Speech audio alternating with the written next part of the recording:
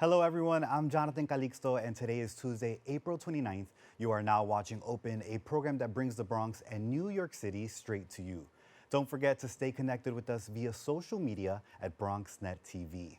Now, the average American woman uses 12 personal care and cosmetic products and is exposed to more than 150 chemicals before leaving the house each morning. Now, men use 6 per day and are exposed to 85 chemicals. Currently, there is a pending New York State bill called the Beauty Justice Act, which would help ban unsafe chemicals in cosmetic and hair products. Here to tell us more is the Toxics Policy Director for Clean+Healthy, Sophia Longsworth, and the Director and Head of Product Safety Testing for Consumer Reports, James Rogers.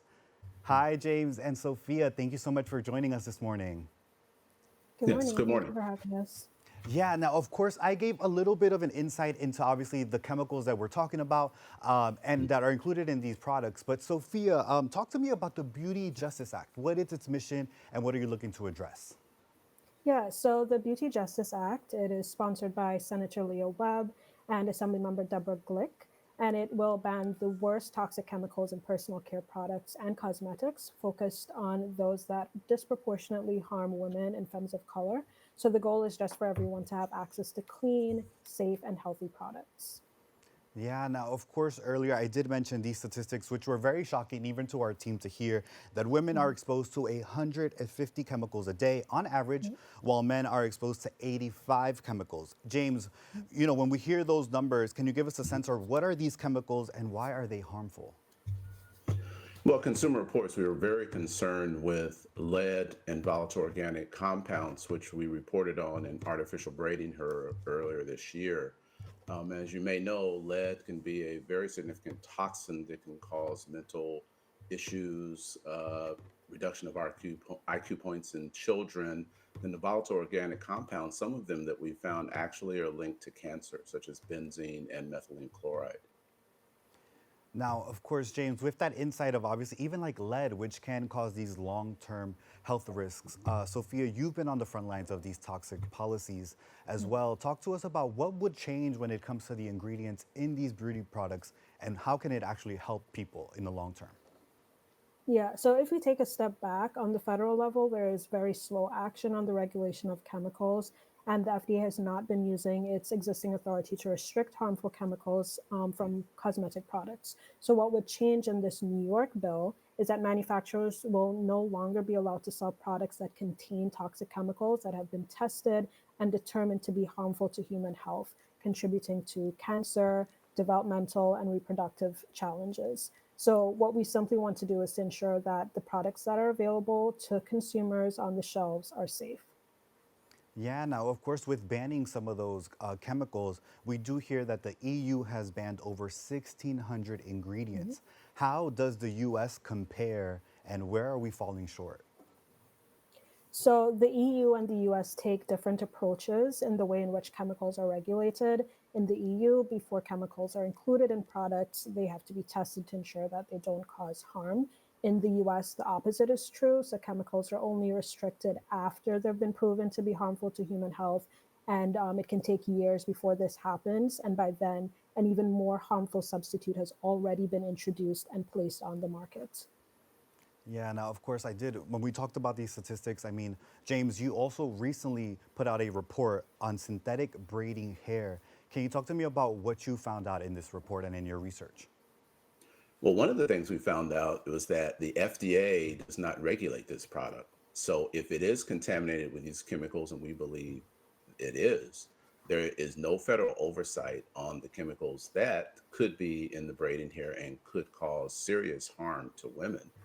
The other thing we found is that the lead that I previously mentioned was at such a high level, it was above the amounts that are considered safe for these products. And so we are very concerned about these chemicals and really want some type of federal regulation. But in the meantime, we also support the Beauty Justice Act that is happening here in New York. Yeah, when we talk about the synthetic braiding hair, who is most impacted by these products and why is it crucial that we include this in the legislation that you are also fighting for? Well, you may be aware that synthetic braiding hair is very popular in the Black community, in the Afro Latina community. and especially children. There are some of these products that are actually marketed directly to children. If you look at the packages, there are pictures of young girls on the package. And so it is this community, our community, that is really impacted by being exposed to these harmful chemicals and artificial braiding hair and the other beauty products that Black women, Afro Latina women use. Yeah, now I mean, even when you're talking about obviously our black community, our Afro Latino community that is being impacted, I mean, when we walk into a beauty store, we assume that everything on the shelf is safe for us to use. Mhm. Mhm. Sophia, what would be your response to that, and how should people go about then shopping for these products to be more knowledgeable of what they're putting on their hair, their beauty products, everything? Yeah, so the disappointing truth is that they're not necessarily safe. The products have not been tested and approved for use by consumers. And we tend to think that if it is being sold in a drugstore, for example, that it is safe and free of the toxic chemicals.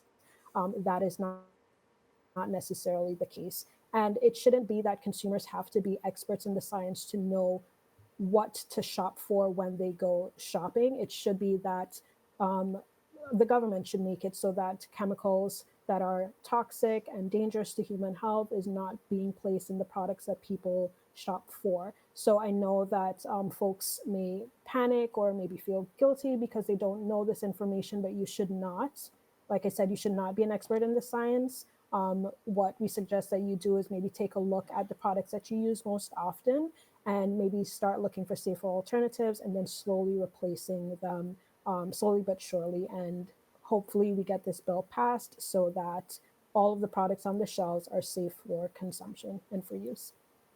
Yes, now with that, James, in the meantime, with this bill still being fought for, what can people do to protect themselves? Number one, as my co-host here said, become informed and informed consumer. There's information out there as to help you try to select safer products.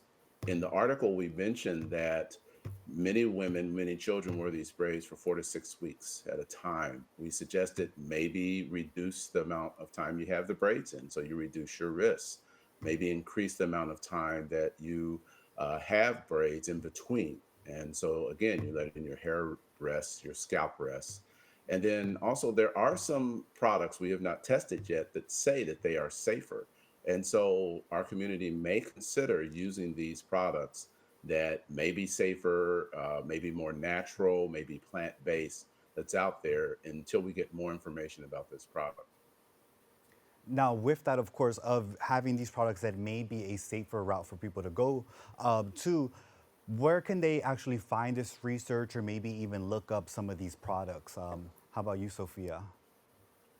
Yeah, so you can visit our website, cleanandhealthy.org, backslash take dash action. There's some information on there on the Beauty Justice Act, where you can learn, the types of chemicals that will be restricted in this bill if it is passed and signed into law. And you can go about your shopping in that way. Look for those chemicals on the ingredient list on the back of your products. Yeah.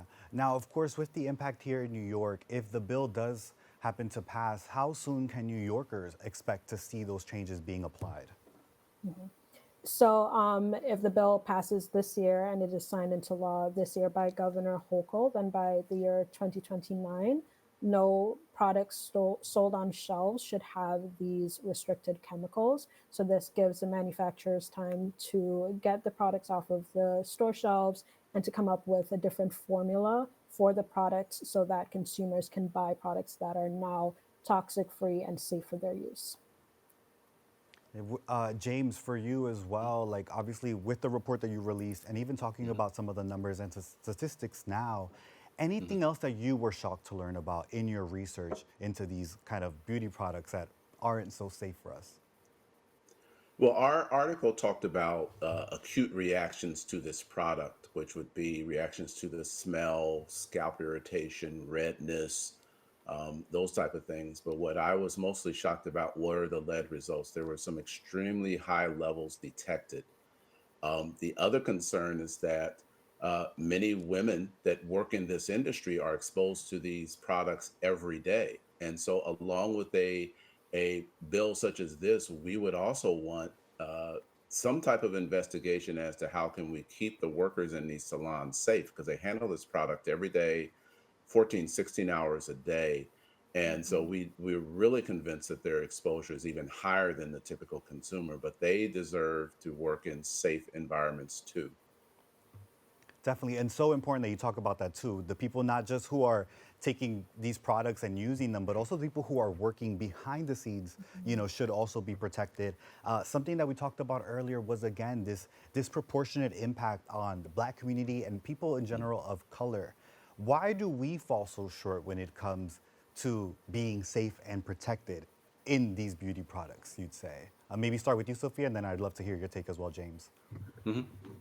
Yeah, so there are disproportionate impacts on Black women and other communities of color. Black women tend to use more products than their counterparts. Some of these products contain endocrine disrupting chemicals, many of which are included in this bill to be restricted. And we've also seen that products that are designed to emulate European beauty standards are heavily marketed towards women of color, and these products, like skin lighteners and hair straighteners, have effects that range from a rash or burning of eyes to more long term impacts like reproductive challenges, infertility, and cancer.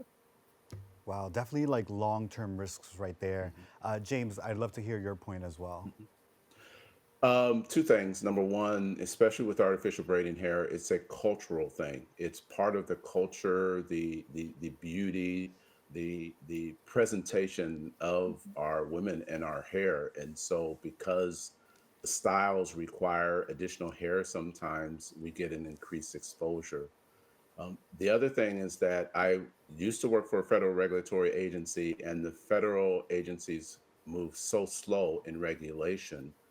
My co-guest mentioned how long it's going to take to get the state bill in place. There are regulations in the FDA that have not moved in 10, 20 years now. Okay. And Wow. so we're just in a unique position where we're going to have to do more for ourselves and do more at the state level. And I'm happy that this bill is moving forward. Yes, and with that as well, we are happy that you took the time this morning to share more about this bill, the initiative, and the reports and statistics that you are finding yourself. So thank you again, Sophia and James, for joining us. Thank Thank you. you. Now, to learn more about the synthetic braiding hair report, please visit the website on the screen below. And to learn more about the efforts made by the Clean and Healthy, you can visit their website on the screen below as well. Don't go away, we'll be back with more Open after this.